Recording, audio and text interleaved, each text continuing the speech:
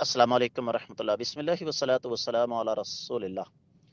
سوال آ گیا جی، ایک آدمی کے ساتھ آپ کی روزانہ ملاقات ہے اور وہ ہے بھی ضروری کرتا ہے، اس کے لب و لہجے میں رعونت ہے،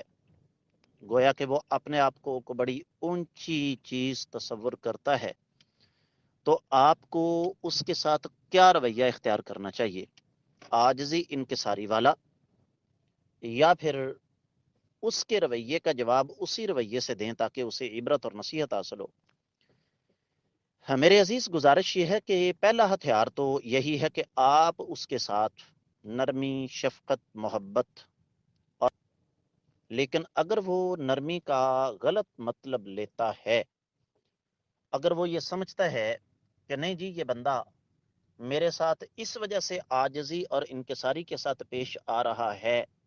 کہ یہ مجھ سے دبتا ہے، مجھ سے مرعوب ہے، مجھ سے ڈرتا ہے، لہذا میں اس کو مزید آگے دبا لوں، تو اس حوالے سے پھر ہمیں اللہ کے رسول صلی اللہ علیہ وآلہ وسلم کے اسوہ کو دیکھنا چاہیے۔ آپ علیہ الصلوۃ والسلام نے اکڑ کر چلنے سے منع فرمایا، لیکن جب آپ علیہ الصلوۃ والسلام اپنے صحابہ کرام سمیت عمرے پر تشریف لے گئے تو اہل مکہ نے یہ کہا تھا کہ مسلمانوں کو بخار نے کمزور کر دیا ہے، تو کائنات کے امام صلی اللہ علیہ وآلہ وسلم نے صحابہ کرام کو یہ حکم دیا کہ آپ نے طواف کے ابتدائی 3 چکروں میں گردنیں اکڑا کے، چھاتی نکال کے چلنا ہے،